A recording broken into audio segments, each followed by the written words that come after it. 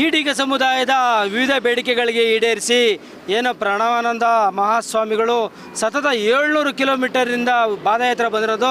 ಈಗ ಸ್ವತಃ ಪ್ರಣವಾನಂದ ಮಹಾಸ್ವಾಮಿಗಳು ನಮ್ಮ ಜೊತೆಲಿದ್ದಾರೆ. ಅವರ ಬೇಡಿಕೆಗಳೇನು ಅಂತ ಅವ್ರನ್ನೇ ಕೇಳೋಣ. ಗುರುಗಳೇ, ನೀವು ಏನು ಚಿತ್ತಾಪುರ ಕ್ಷೇತ್ರದಿಂದ ಪಾದಯಾತ್ರೆ ಆರಂಭಿಸಿರೋಂಥದ್ದು, ಇಲ್ಲಿವರೆಗೂ ಎಷ್ಟು ಕಿಲೋಮೀಟರ್ ಆಯಿತು? ನಿಮ್ಮ ಪ್ರಮುಖ ಬೇಡಿಕೆಗಳೇನು ಗುರುಗಳೇ? ನೋಡಿ, ಈಗಾಗಲೇ ಇವತ್ತಿನ 36ನೇ ದಿನದ ಪಾದಯಾತ್ರೆ 700 ಕಿಲೋಮೀಟರ್ ಪೂರೈಸಿದ್ದೀವಿ. ಆದ್ದರಿಂದ 18 ಬೇಡಿಕೆಗಳು ಸರ್ಕಾರದ ಮುಂದೆ ಇಟ್ಕೊಂಡಿದ್ದೀವಿ. ಅದರಲ್ಲಿ ಪ್ರಮುಖವಾಗಿರ್ತಕ್ಕಂಥ ಬೇಡಿಕೆಯನ್ನು ಈಡಿಗ ಸಮುದಾಯವನ್ನು ST ಮೀಸಲಾತಿಗೆ ಸೇರಿಸಬೇಕು.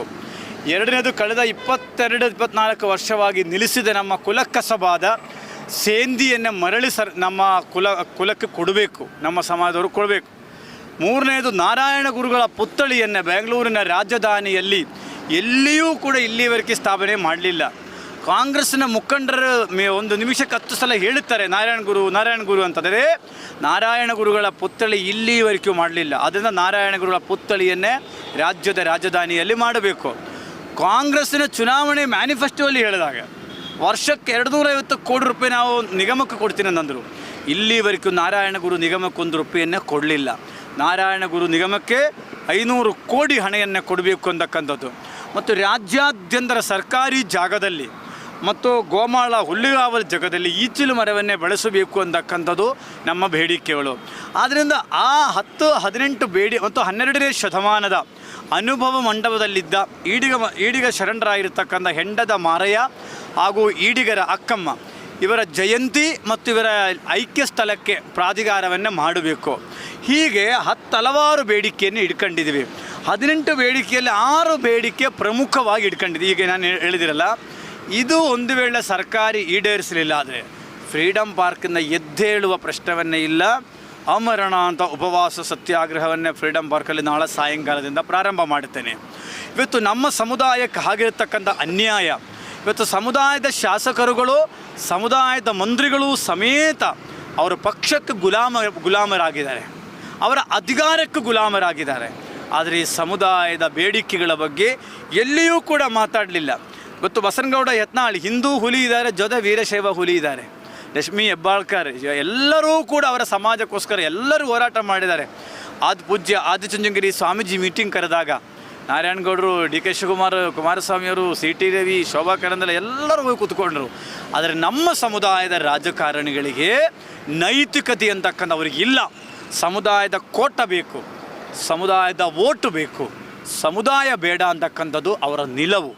ಈ ನಿಲುವಿನ ವಿರುದ್ಧವೂ ಕೂಡ ಈ ಪಾದಯಾತ್ರೆ ಬರೀ ಸರ್ಕಾರದ ಬೇಡಿಕೆ ಈಡೇರಿಸೋಕ್ಕೋಸ್ಕರ ಅಲ್ಲ. ನಮ್ಮ ಸಮುದಾಯದ ಸ್ವಾರ್ಥಿ ಉದ್ಯಮಿಗಳು, ಸ್ವಾರ್ಥಿ ರಾಜಕಾರಣಿಗಳು ಇವರಿಂದ ಈ ಸಮಾಜವನ್ನೇ ಭಯದ ವಾತಾವರಣವನ್ನು ಬಿಡಿಸಿ ಈ ಸಮಾಜಕ್ಕೆ ಸ್ವಾಭಿಮಾನವಾದ ಒಂದು ಬದುಕನ್ನು ನಿರ್ಮಾಣ ಮಾಡಬೇಕು ಅಂತಕ್ಕಂಥದ್ದು ಕೂಡ ಈ ಪಾದಯಾತ್ರೆದ ಉದ್ದೇಶ.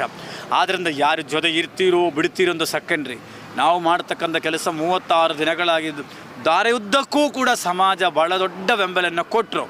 ಮತ್ತು ಮುಂದಿನ ದಿನಗಳಲ್ಲಿ ಈ ಹೋರಾಟವನ್ನು ದೊಡ್ಡ ಮಟ್ಟದಲ್ಲಿ ತೆಗೆದುಕೊಂಡು ಹೋಗ್ತೀವಿ.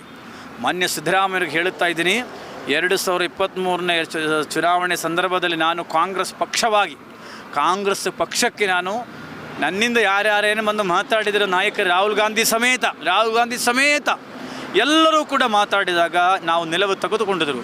ನೀವೇನು ಮಾಡಿದಿರಿ? ನಮಗೆ ಮೋಸ ವಂಚನೆಯನ್ನೇ ಮಾಡಿದರೆ ನಿಮ್ಮ ಪಕ್ಷ, ನಿಮ್ಮ ಸರ್ಕಾರ. ಸಾಮಾಜಿಕ ನ್ಯಾಯ ಸಮಾನತೆ ಎರಡೂ ನೀವು ಕೈಬಿಟ್ಟಿದ್ದೀರಿ. ಯಾವ ಸಾಮಾಜಿಕ ನ್ಯಾಯವೂ ಇಲ್ಲ, ಸಮಾನತೆಯೂ ಇಲ್ಲ.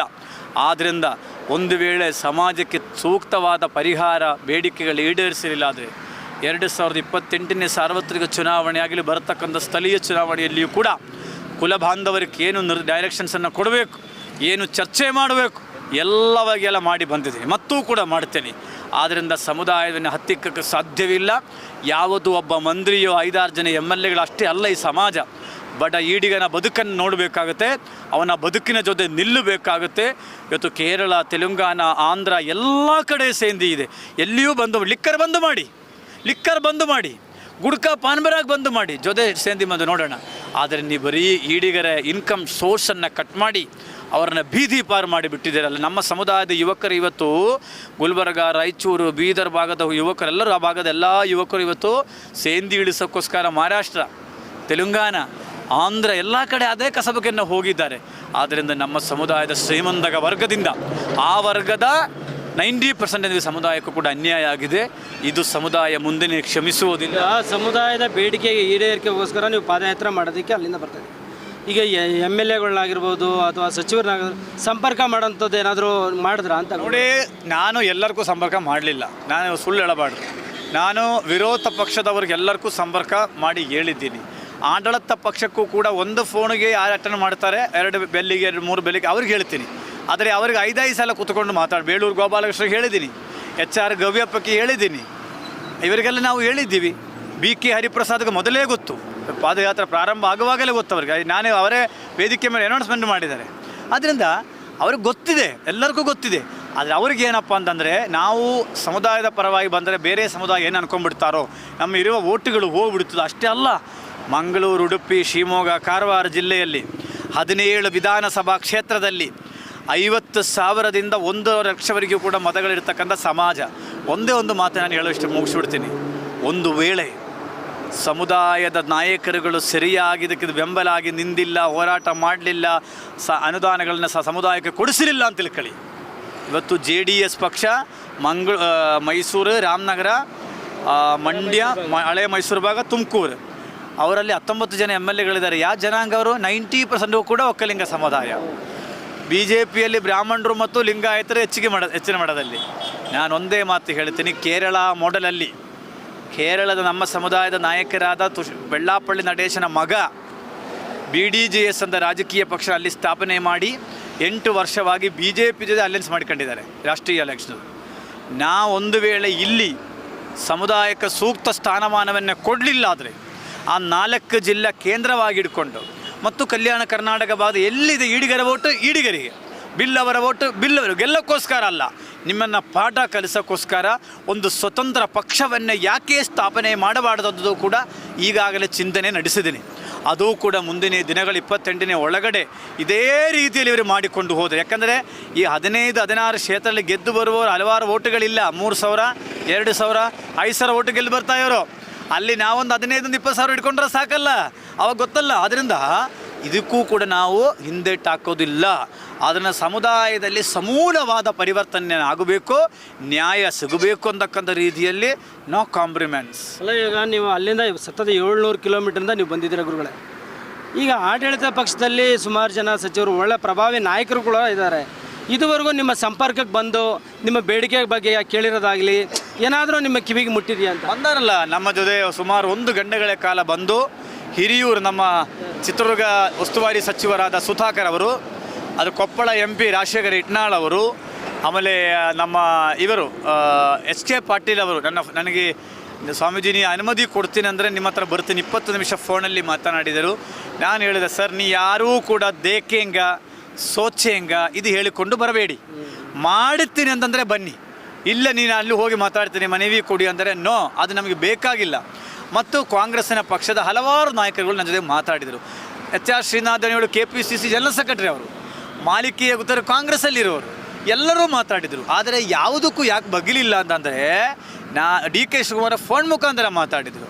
ಆದ್ದರಿಂದ ನಾನು ಯಾಕೆ ಬಗ್ಗಲಿಲ್ಲ ಅಂದರೆ ಇವರು ಸುಮ್ಮನೆ ನಮಗೆ ಹೇಳುತ್ತಾರೆ, ಅದು ಅರ್ಧ ಮುದ್ದೆ ಕೈಬಿಟ್ಟು ಹೋಗಿ ಏನಿದ್ರೂ ಕೂಡ ಫ್ರೀಡಮ್ ಪಾರ್ಕಲ್ಲಿ ಇತ್ಯರ್ಥ ಆಗಲಿ. ಮತ್ತು ಕೋಟಾ ಶ್ರೀನಿವಾಸ ಪೂಜಾರಿ ಅವರು ಈಗಾಗಲೇ DK ಶಿವಕುಮಾರ್ಗೂ ಮಾತಾಡಿದ್ದಾರೆ, ಕೋಟಾ ಮುಖ್ಯಮಂತ್ರಿಗೆ ಫೋನ್ ಮಾಡಿದ್ದಾರೆ, ಎಲ್ಲ ನಡೀತಾ ಇದೆ. ಅದರಿಂದ ಬಂಧುಗಳೇ, ಪ್ರತಿಯೊಂದು ಸಮುದಾಯದಲ್ಲಿಯೂ ಕೂಡ ಒಂದು ಮೇಲ್ವರ್ಗ ಇದೆ. ಆ ಮೇಲ್ವರ್ಗ ಏನು ಮಾಡ್ತಾರೆ, ಆ ಸಮುದಾಯನ ತಿಂದು ಬಿಡ್ತಾರೆ. ಆದರೆ ಬಡವ ಬಗ್ಗರಿಗೆ ಏನೂ ಸಿಗೋದಿಲ್ಲ. ನನ್ನ ಹೋರಾಟ ಏನು ಅಂದರೆ, ಬಡವನಿಗೆ ನ್ಯಾಯ ಸಿಗಬೇಕು, ಅವನ ಹಕ್ಕುಗಳು ಸಿಗಬೇಕು. ನಮ್ಮ ಶ್ರೀಮಂತಿಗೆ ಬಾರ್ ಓನರ್ ಅಂಗಡಿಗಳಲ್ಲಿ, ಡಿಕ್ಷನರಿಗಳಲ್ಲಿ ಗ್ಲಾಸ್ ತೊಳೆಯೋಕ್ಕೆ ನಮ್ಮವರೇ ಬೇಕು. ಅವರ ಮನೆ ಮುಂದೆ ಕೈಕಟ್ಟಿ ನಿಲ್ಲಬೇಕಾದರೆ ನಮ್ಮವರು ಬೇಕು. ಈ ಭಾವನೆಯನ್ನು ಬಿಡಿಸಬೇಕು, ಸ್ವಾಭಿಮಾನವಾಗಿರ್ತಕ್ಕಂಥ ಬದುಕನ್ನು ಕಟ್ಟಬೇಕು. 12ನೇ ಶತಮಾನದ ಅನುಭವ ಮಂಡಪದಲ್ಲಿದ್ದ ಈಡಿಗ ಸಮುದಾಯಕ್ಕೆ ಸೇರಿರುವ ಈಡಿಗರ ಅಕ್ಕಮ್ಮ 154 ವಚನ ಬರೆದಿದ್ದಾರೆ. ಹೆಂಡದ ಮಾರಯ್ಯ 12 ವಚನ ಬರೆದಿದ್ದಾರೆ. ಆದರೆ ಆ ವಚನಗಳು ಇವತ್ತು ಎಲ್ಲಿಯೂ ಚರ್ಚೆ ಆಗಲಿಲ್ಲ. ಅನುಭವ ಮಂಟಪದಲ್ಲಿ ಅಂಬಿಗರ ಚೌಡಯ್ಯನವರು, ಹೂಗಾರ ಮಾದಯ್ಯನವರು, ಅಡಪಾದ ಅಪ್ಪಣ್ಣನವರು, ಇಂಥ 100 ಶರಣರುಗಳು 16 ವಚನಗಳು 22,000 ವಚನಗಳಲ್ಲಿ ಅರ್ಧಮುಕ್ಕಾಲು ವಚನಗಳನ್ನು ಬರೆದರು. ಯಾಕೆ ಹಿಂದುಳಿದ ವರ್ಗದ ಶರಣರುಗಳ ವಚನಗಳನ್ನು ಪ್ರತ್ಯೇಕವಾಗಿ ಸಂಪುಟ ಮಾಡಲಿಲ್ಲ ಅಂದರೆ ಕೇವಲ 2-3 ಜನರ ವಚನಗಳು ಚರ್ಚೆ ಆಗ್ತಾ ಇದೆ. ಇದು ಸರ್ಕಾರ ಗಮನಿಸಬೇಕು. ಸರ್ಕಾರ ಒಂದು ಕಣ್ಣಿಗೆ ಸುಣ್ಣ ಇನ್ನೊಂದು ಕಣ್ಣಿಗೆ ಬಣ್ಣ ಹಚ್ಚೋದು ಏನಿದೆಯಲ್ಲ, ಇದಕ್ಕೆ ಸರ್ಕಾರ ಭಾಳ ದೊಡ್ಡ ಬೆಲೆಯನ್ನು ಕೊಡಬೇಕಾಗುತ್ತೆ ಅಂತ ಮಾತು ನಾನು ಹೇಳಬಲ್ಲೆ. ಕಾಂಗ್ರೆಸ್ ಗೌರ್ಮೆಂಟ್ ಅಂತಂದರೆ ಹಿಂದುಳಿದವರ ಸರ್ಕಾರ, ಸದಾ ಹಿಂದುಳಿದವರ ಇದಕ್ಕೆ ಕಲ್ಯಾಣಕ್ಕಾಗಿ ಶ್ರಮಿಸುವಂಥ ಒಂದು ಸರ್ಕಾರ ಅಂತಾರೆ. ಯಾಕೆ ನೀವು ಅಂದರೆ ಅಷ್ಟೊಂದು ಪ್ರಭಾವಿ ಜನಸಂಖ್ಯೆ ಕೂಡ, ಮಂತ್ರಿಗಳು ಕೂಡ ಇದ್ದಾರೆ, ಎಮ್ ಎಲ್ ಎಗಳು ಕೂಡ ಇದ್ದಾರೆ, ಒಂದು ಸರ್ಕಾರದಲ್ಲಿ ಒಂದು ನಿರ್ಣಾಯಕವಾಗಿ ನಿಮ್ಮ ಜನಾಂಗ ಕೂಡ ಇದೆ. ಯಾಕೆ ಪದೇ ಪದೇ ನಿಮ್ಮ ಜನಾಂಗಕ್ಕೆ ಈ ಥರ, ಅದು ಏನು ಅಂಥ ಪ್ರಮುಖವಾದ ಬೇಡಿಕೆಗಳು ಅಲ್ಲ ನೀವು ಹೇಳ್ತಾ ಇರೋದು, ವೆರಿ ಸಿಂಪಲ್ ಆಗಿರೋಂಥದ್ದು. ಏನು ವಿಧಾನಸೌಧದ ಮುಂದೆಗಡೆ ಒಂದು ಪ್ರತಿಮೆ ಆಗಬೇಕು ಅನ್ನೋದು, ಮತ್ತು ನಿಮ್ಮದು ಶೇಂಗಾ ಸೇಂದಿ ಇದೆ, ಸೇಂದಿ ಇದೆ, ಅದ್ರ ಮರಳಿ ಕೊಡಬೇಕು ಅನ್ನೋದು, ಇದೊಂದು ಸಿಂಪಲ್ ಆಗಿರೋಂಥ ಒಂದು ಸಮಸ್ಯೆಗಳು. ಅದನ್ನು ಯಾಕೆ ಬೇಡಿಕೆಗಳು ಈಡೇರಿಸ್ತಾ? ನಮಗೆ ಅನಿಸುತ್ತೆ ಸೇಂದಿ ಒಂದು ಸಿಂಬಲ್ ಕೆಲಸ ಅಂತ. ಸೇಂದಿ ಪ್ರಾರಂಭ ಮಾಡೋಕ್ಕೆ ಹೋದಾಗ ಲಿಕ್ಕರ್ ಲೋಬಿಗಳು ಭಾಳ ದೊಡ್ಡ ಲೋಬಿಗಳಿದೆ. ಇವತ್ತು ಮೊನ್ನೆ 560 ಬಾರ್ಗಳನ್ನ ಟೆಂಡರ್ ಕರೆದ್ರು. ಅದರಲ್ಲಿ ಪರಿಶಿಷ್ಟ ಪಂಗಡಕ್ಕೆ ಕೊಟ್ಟರು ಮೀಸಲಾತಿ, 2Aಗೆ ಕೊಡಲಿಲ್ಲ, ಈಡಿಗರಿಗೆ ಕೊಡಲಿಲ್ಲ. ತೆಲಂಗಾಣ ಅಬ್ಕಾರಿ ಸಚಿವರು, ಕೇರಳದ ಅಬ್ಕಾರಿ ಸಚಿವರು, ತಮಿಳುನಾಡು ಅಬ್ಕಾರಿ ಸಚಿವರು, ಎಲ್ಲ ಸಚಿವರು ಕೂಡ ನಮ್ಮ ಸಮುದಾಯಕ್ಕೆ ಸೇರಿದವರೇ. ಕರ್ನಾಟಕದಲ್ಲಿ ಈ ಇಲಾಖೆಯಲ್ಲಿ ಭ್ರಷ್ಟಾಚಾರ ಬೇಕಾದ ಮಾಡಬಹುದು ಅಂತ ಹೇಳಿಬಿಟ್ಟು ಇವತ್ತು ಈಡಿಗರಿಗೆ ರಾಜ್ಯದಲ್ಲಿರೋದು 2200 ಬಾರ್ ಆ್ಯಂಡ್ ರೆಸ್ಟೋರೆಂಟೇ. ಇವತ್ತು 11-12 ಸಾವಿರ ಇರೋದು ಬೇರೆ ಸಮುದಾಯಗಳಿಗಿದೆ. ಆದ್ದರಿಂದ ನಮ್ಮ ಸಮುದಾಯಕ್ಕೆ ಭಾಳ ದೊಡ್ಡ ಮುಳ್ಳಾಗಿರೋದು ಬೇರೆ ಯಾರೂ ಅಲ್ಲ, ನಮ್ಮ ಸಮುದಾಯದ ನಾಯಕರುಗಳಿಂದ. ಮೊದಲನೇದು. ಎರಡನೇದು, ಈಡಿಗರು ಯಾವತ್ತೂ ಕೂಡ ಬೀದಿಗೆ ಬಂದವರಲ್ಲ, ಹೋರಾಟ ಮಾಡಿದವರಲ್ಲ, ಧಿಕ್ಕಾರಕ್ಕೆ ಹೋಗಿದವರಲ್ಲ. ನಾವು ಇವತ್ತು ಬಂದಿರೋದು ಈಗ ಹೋರಾಟ ಪ್ರಾರಂಭ ಮಾಡಿ ಈಗ ಮಾಡಿದ್ದೀವಿ ಕಳೆದ 5 ವರ್ಷದಲ್ಲಿ. ಅದರಲ್ಲಿ 3 ಬೇಡಿಕೆಯನ್ನು ನಾವು ನಮಗೆ ಈಡೇರಿಸಿ ಕೊಟ್ಟಿದ್ದಾರೆ. ಅದರಿಂದ ಅಂದವಾಗಿ ನಾವು ಮುಂದೆ ಹೋಗ್ತೇವೆ. ಸಮುದಾಯಕ್ಕೆ ಯಾವ ನಾಯಕರುಗಳು ದ್ರೋಹ ಮಾಡ್ತಾರೆ ಅದಕ್ಕೆ ಸಮುದಾಯಕ್ಕೆ ತಿಳಿಸಿ ಹೇಳುವ ಕೆಲಸ ನಾವು ಮಾಡ್ತಾ ಇದ್ದೀವಿ. ಮತ್ತು ಹೇಳಿದ್ದೀನಲ್ಲ, ಶಿವಮೊಗ್ಗ, ಕಾರವಾರ, ಉಡುಪಿ, ಮಂಗಳೂರಲ್ಲಿ ಈ 4 ಜಿಲ್ಲೆಯಲ್ಲೇ ಸಮುದಾಯ ಇರುವುದು.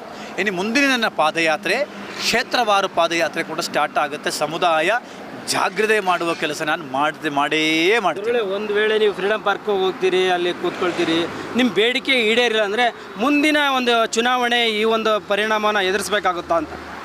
100ಕ್ಕೆ 100. ಅಷ್ಟೇ ಅಲ್ಲ, ಇವತ್ತು ನಮ್ಮ ಸಮುದಾಯದ ಅಲ್ಲಿಂದ ಬರುವ ಸಾಕಷ್ಟು ಜನ ಹೇಳಿದ್ದಾರೆ, ಬುದ್ಧಿ ನಾವು ಜೀವತ್ಯಾಗ ಮಾಡೋಕ್ಕೆ ರೆಡಿ ಇದೆ ಫ್ರೀಡಮ್ ಪಾರ್ಕಲ್ಲಿ, ನಮಗೆ ಜೀವನ ಬೇಡ, ನಮಗೆ 60-70 ವಯಸ್ಸಾಗಿದೆ, ಈ ಜೀವನ ಒಂದು ಬದಲಾವಣೆ ಆಗ್ತೀರಿ ಅಂದರೆ ಅಲ್ಲಿಯೇ ಸಾಯೋದಕ್ಕೆ ರೆಡಿಯಾಗೇ ಬರ್ತಾ ಇದೆ ಭಾಳಷ್ಟು ಜನ. ನಾನು ಹಾಗೇನೆ ಜೀವನ ಫ್ರೀಡಮ್ ಪಾರ್ಕಲ್ಲಿ ಸತ್ರೂ ಕೂಡ ಒಂದಷ್ಟು ಬೇಡಿಕೆಗಳಿಗೆ ಈಡೇರಿಸದೆ ನಾನು ಎದ್ದು ಹೋಗೋದಿಲ್ಲ ಅಂತ ಮೊದಲನೇದು. ಒಂದಷ್ಟು ಎಲ್ಲರೂ ಬಂದು ಒತ್ತಡ ಹಾಕಿಲ್ಲ ಬುದ್ಧಿ, ಒಂದಷ್ಟು ದಿನಗಳು ಅಂದರೆ ಮ್ಯಾಕ್ಸಿಮಮ್ ನಾರಾಯಣಗುರುಗಳ ಪುತ್ಥಳಿ ಮಾಡೋಕ್ಕೆ ಜಾಗ ತೋರಿಸ್ಕೊಡ್ಬೇಕು, ಸೇಂದಿ ಹೆಂಗೆ ಮಾಡಬೇಕು ಅಂತ ನಾವು ಐಡಿಯಾ ಒಳಗಡೆ ಕೊಟ್ಟಿದ್ದೀನಿ. ಅದೇ ಪ್ರಕಾರ ಸರಿ ಇಲ್ಲವಾದರೆ 2028 ಆಗಬೇಡ, ಸರ್ಕಾರ ಸ್ಪಂದಿಸಿರಲಿಲ್ಲ ಆದರೆ ನಾಳೆಯಿಂದ ಹಿಡಿದು ಹಳ್ಳಿಗಳಿಗೆ ತಿರುಗಿ ಈ ಸರ್ಕಾರದ ವಿರುದ್ಧವಾಗಿ ಧ್ವನಿ ಎತ್ತೋದು ಖಚಿತ, 100ಕ್ಕೆ 100.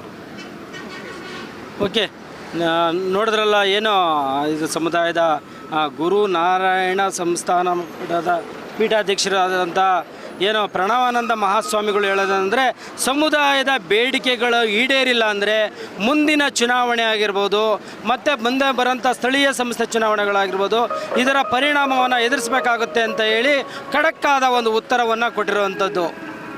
ಮೂರ್ತಿ, ನೆಲಮಂಗಲ, ಗ್ಯಾರಂಟಿ ನ್ಯೂಸ್.